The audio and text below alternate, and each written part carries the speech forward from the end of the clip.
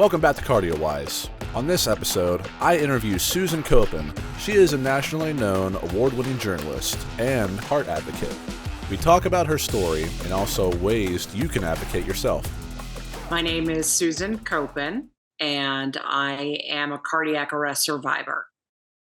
When did you first go into cardiac arrest? I was 39 years old when I suffered cardiac arrest, and this was back in 2011. I had gone out for a training run with a couple of my friends because we were training for the Pittsburgh half marathon. And about 2 miles into that run, I collapsed, and my friends realized something was very wrong. I was turning blue. I didn't have a pulse. I wasn't breathing. And that's when they started waving their arms to flag down help. Did you have any previous symptoms, like years Uh, before? yeah, and that's sort of the scary part of my story is I knew I had a heart issue. I knew I had mitral valve prolapse. I had been diagnosed with that when I was pregnant with my first child, and that was in 2004. And I got it checked every year. And the month before I suffered cardiac arrest, I had gone in for a stress test to make sure I was okay to run the marathon. And I had gone into my primary care physician, and I was complaining that I was coughing a lot. And he said that's probably exercise induced asthma because I was very, very athletic. I worked out every day. And I noticed it happened a lot when I worked out. I would leave the gym and I would constantly be coughing. And so he gave me an inhaler for my asthma, but it never really seemed to work. So, come to find out, coughing, excessive coughing is a symptom of heart failure and heart disease, and I didn't know that, and that's not something that was on my radar.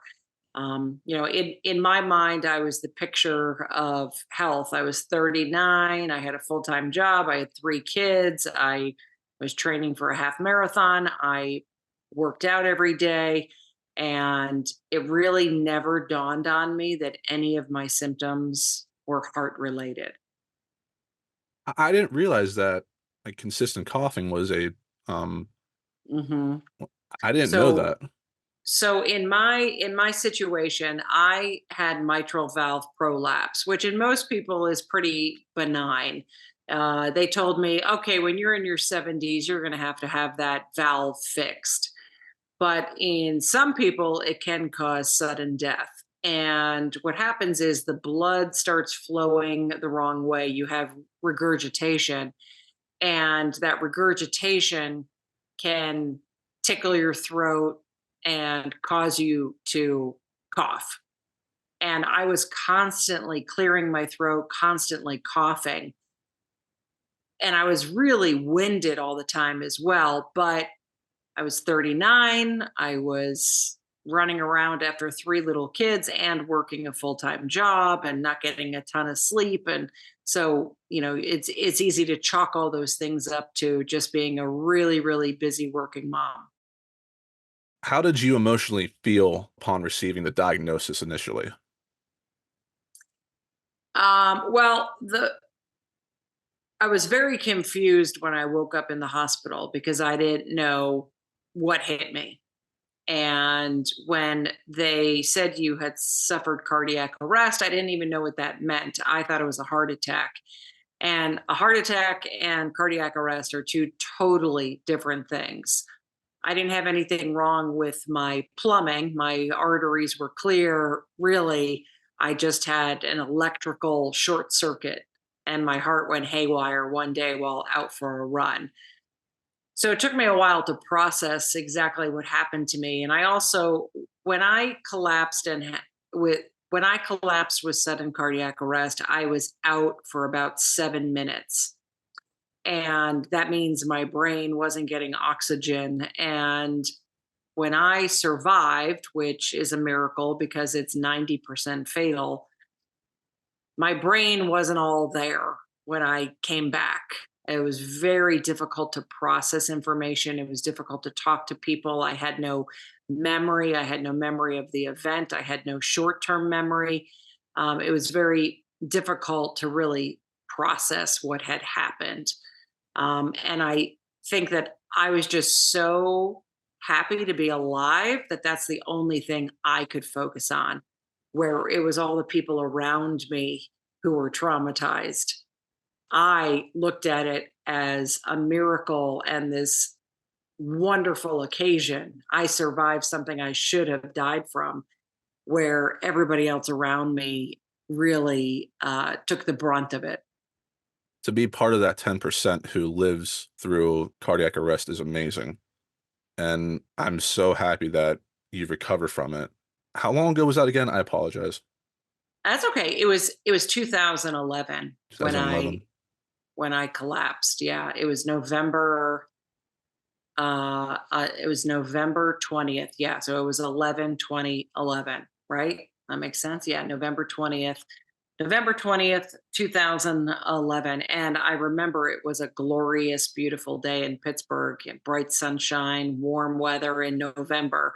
And we were super excited to go out for a run because it was so nice out. It was a Sunday and we got up early and headed out the door. Do you still take part in the marathon? So I ended up eventually running the half marathon. And I have also done a couple relays and completed most legs of the marathon. Yeah. Okay, So awesome. yeah, as soon as, my cardiac arrest happened in November. I was released from the hospital in December. And then in March, I had open heart surgery to fix my mitral valve. And by September, I was out running a 5K. Wow. So I was very determined to get back to just living my normal life. Wow, that's amazing. Did you also have to have a pacemaker installed as well? So when I was in the hospital after my cardiac arrest, I had a defibrillator Gotcha. implanted into my chest. So in case anything ever happened again, which really gave me a lot of peace of mind. Mhm. I wasn't really happy about it at first because it's this big foreign body sitting in your chest, and I had this Mhm. huge scar. And I was, like I said, I was very dazed and confused, so I didn't really know what was going on, and I remember not being happy about it. But in retrospect, it's great having that piece of metal inside me that I know if anything happens, it'll go off. But it has never fired in all the years since. That's great. Let's keep it that way, huh? Yes, exactly. Because I hear when it does go off, it almost feels like you were in a car accident. So I don't want to. I really have no interest in feeling what that feels like. You talked about your support system being around you. Like who was made up of your support system? Friends, family? Like who's there to help you? Yeah, so my husband Jim and my three kids, Baden, Reagan, and Declan, they were all very young though when this happened. So I think really only my oldest, who was 6 at the time, remembers it and was, I think, scarred by it. So I have my immediate family, and then my husband is one of 4 kids, and everybody lives in Pittsburgh. So we have grandma, grandpa, aunts, uncles, all the cousins. So I had a very large support system. And then my friends who were running with me are some of my best friends. And my one best friend, Beth, who is by my side, has, remained by my side through thick and thin, through everything. And I lost my driver's license after having cardiac arrest, and you have to lose your license for 6 months. So she would drive me anywhere I needed to go. She would take me to go get groceries or to just, make a Target run. Anything I needed, she was there for me. So I had a lot of support. And also being on television in Pittsburgh, I heard from everybody you can imagine, Mhm. from politicians, celebrities, to, just people who watch me on TV, That's amazing. and had a ton of cards and letters and emails, and I've saved all of them, and they're in a box in my basement. And those really, really meant a lot. Amazing. Can you talk about any medications or treatments that were particularly helpful in your recovery? Sure. So one of the really interesting things that they did for me after my cardiac arrest is they put me on ice. They put me in this cooling protocol to save my brain. Just like if you go to a picnic and your grandma puts potato salad on ice so it doesn't go bad during the picnic, that's the same thought process here, that Hmm. something traumatic has happened to the brain. We want to slow everything down. We want to save the organs. And so they chill your body down. And so I was in a cooling protocol for a couple days, and then they brought me to and warmed me up. And that's when I really woke up from my event, and I said, "Where am I? What happened? Who has the kids? And did you call work?"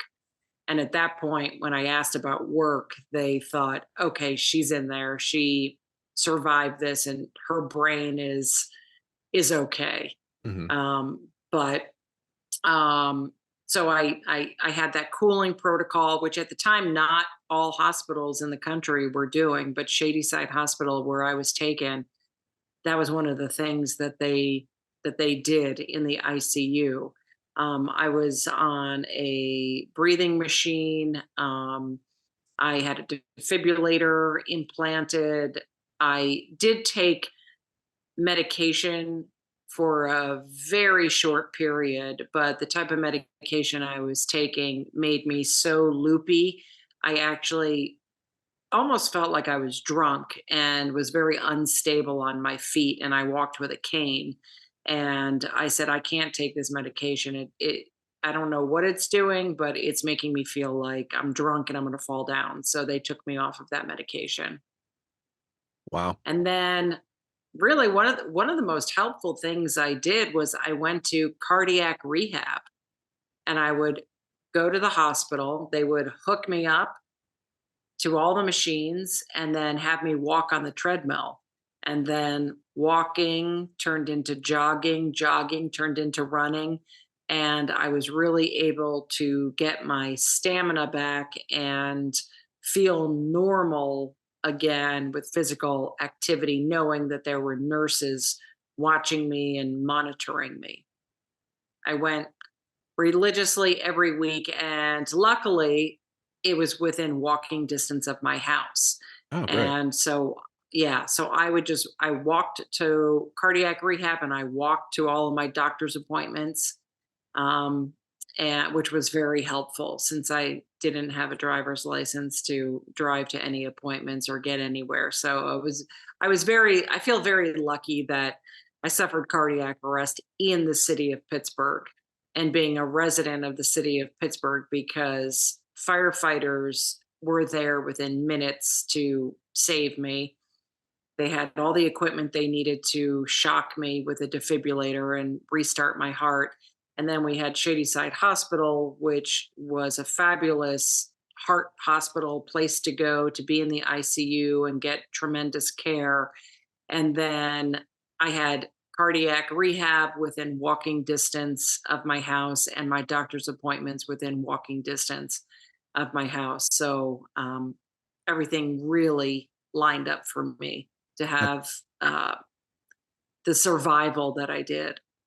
that's amazing. Did you have to make any significant lifestyle changes after the recovery?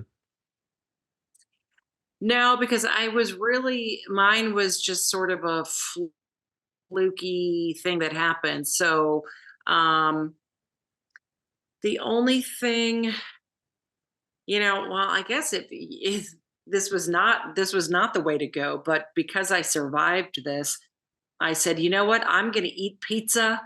And I would make my friends buy me pizza and bring it to the house. And I would eat pizza because I thought, well, I survived something I shouldn't have survived. I'm going to enjoy some pizza. I remember eating a lot of pizza and celebrating. And then, I packed on a few pounds. And then I thought, okay, now I really do have to actually get back to running and working out. So I was very motivated to do that. And I know for a lot of people, you go through something like this and it's traumatic and you're almost paralyzed with fear, where I went the opposite. I turned into this person who had to seize the moment and seize every day, and I couldn't just sit around doing nothing because you never know what's going to happen tomorrow. And I still live my life that way today, where every day I have to be doing something and doing something productive, because you never know Hmm. if tomorrow is going to be there. Yeah. And I feel that's the right way to live, to keep positive and keep going, keep looking forward to what you do every day. Like you're right, you don't know what's going to happen tomorrow, if there is going to be a tomorrow, so you got to live today and live it to the fullest. You are an advocate and a member of the American Heart Association of Pittsburgh, correct? Yes. When Yep. did you become a I member? So shortly after my cardiac arrest and when I returned to work, so about 6 months after my cardiac arrest, I talked to the folks at the American Heart Association and have been with them ever since. So that would have been 2012, and have done a lot of work both locally and nationally with them, bringing about awareness about heart health, and that heart disease is the number one killer of women. And we're really not taught that. We're taught Hmm. to, do the self breast exam, and we have to be worried about breast cancer. But heart disease is our number one killer, and women need to be asking questions to their doctors at a very young age, even say in your 30s. Start asking questions about your heart, or even younger. Like, you said you were, in your 20s, right? When you Yes. decided to have your heart checked out. So that's what we need to keep in mind, is that heart disease is the number one killer.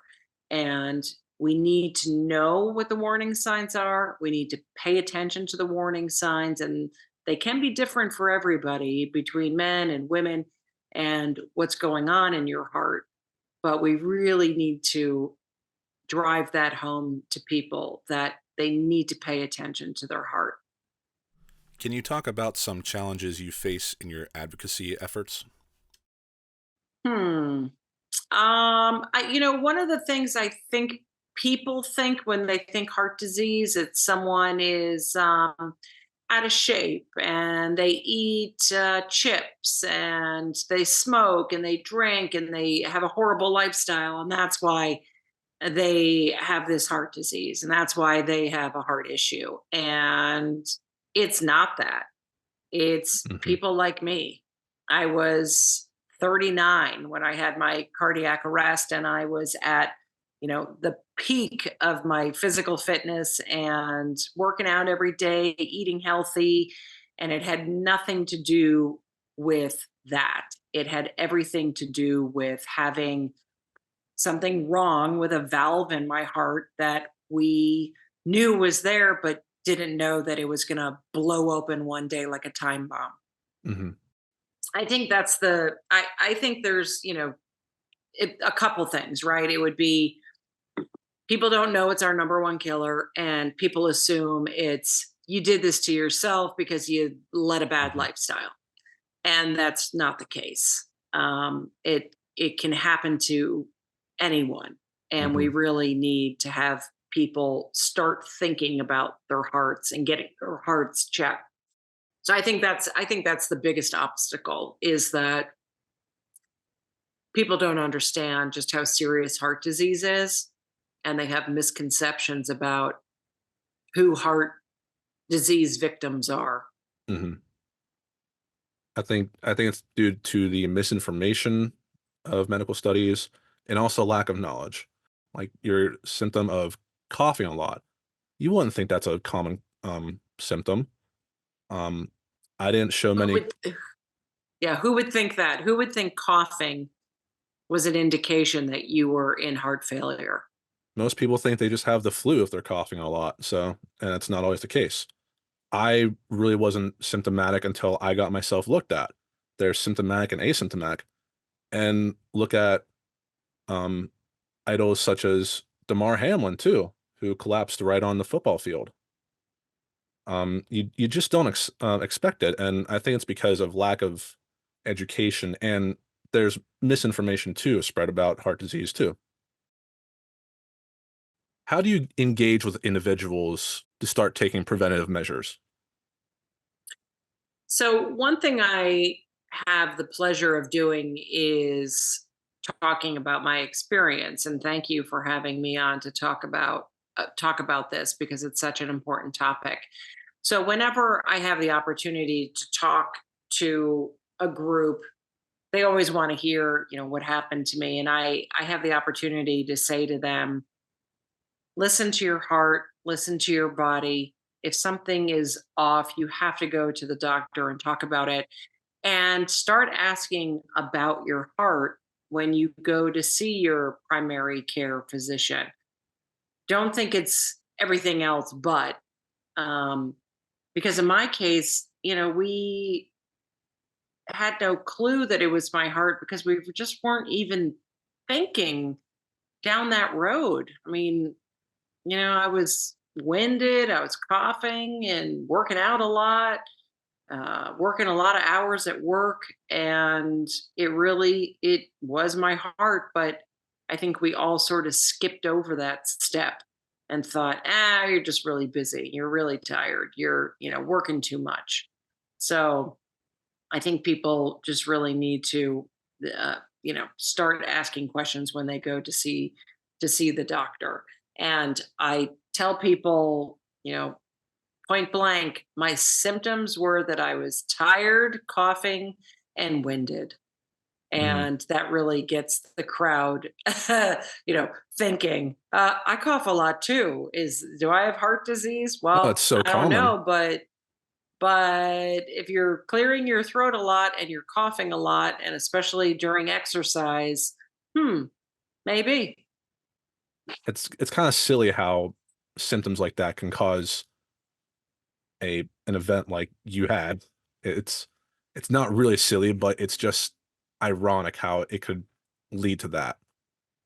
Yeah, and the other thing with my incident, so I had mitral valve prolapse. I also was exerting myself with exercise. I was coming off of a cold, so I hadn't been drinking and eating a lot that week prior, so I was dehydrated. So all of these things created a time bomb that just went off in my chest. Mhm. And looking back at it now, you think, oh, okay, yeah, you had all these classic symptoms, but you weren't thinking heart disease. You were 39 years old. You Mhm. weren't some old, feeble lady. So that's really my message when I talk to people is, you know what? It can happen to anybody anytime. And we really, really need to be talking to our healthcare professionals about our hearts. Are there any other tests that you would suggest to have looked at a doctor's appointment? Yeah, I don't know because everybody's insurance is different and what's covered, but I think it's worth the conversation. And it's drilled into our head from a very young age to do self breast exams and to always be worried about, do I have a lump? But I think we should educate our teenagers and our young women and men about heart disease. These are some of the symptoms. This is what you need to look out for. Unfortunately, for many people, they find out after the fact. And in a lot of cases, the person has died. Mhm. And the family says, oh, yeah, they had this, this, and this. We didn't really know that it was their heart. So I think we need to do a better job in this country of educating young people about their hearts and what they need to look out for. It's not just an old person disease, Hmm. and it's not just old people who have led an unhealthy lifestyle that this is happening to. I have definitely given speeches. I've given speeches to elementary school kids talking about heart disease. Basically, anyone who will listen to me, I talk about heart disease and how it's our number one killer, just to get that message across. And I'm very lucky. A, I survived, and B, I have a very prominent job where I'm on television and I have the ability to talk Hmm. about it. And the other thing I'm really passionate about is everybody needs to learn CPR, because CPR is what saved my life. Hmm. Two strangers pulled over immediately and started giving me CPR to give me a chance before firefighters arrived and before I was taken to the ICU at the hospital. So I think it's crucial that all of our high schoolers learn CPR before they graduate. It is a skill that they will use and that they will know and take with them for the rest of their lives. And the chances of you having to give CPR to somebody, chances are it's going to be on a loved one. And you can save a life with your own two hands. Just to have the training to understand the symptoms, to understand how to do it, how to take measures is very important. And I think with my scout troop, doing it at such a young age with kids and students was very important. I think it should be a mandatory thing to learn in school too. Yeah. And also keep in mind, cardiac arrest is the number one killer of student athletes. Hmm. So schools need to have an action plan. People need to know what to do if somebody collapses on the basketball court or the baseball field. They need to know how to take action, and the kids need to know what to do because it can be a scary situation. Can you describe how someone can become a part of an organization? You just reach out if you want to help, if you want to volunteer, if you want to donate. You just reach out to the American Heart Association, and there's other associations like the Sudden Cardiac Arrest Foundation that I work with that always want to hear from people and have volunteers and have people who are willing to donate either money or time to help spread the word. Everybody has to have a purpose in life, and definitely spreading the word about heart disease and what we can do about it is something that is very near and dear to me. And I think I was put on this earth and stayed on this earth to talk about it. So if you want to get involved, we'd love to have you. I want to thank you so much again. It was an honor talking with you. Thank you for having me on to talk about this. It's such an important topic.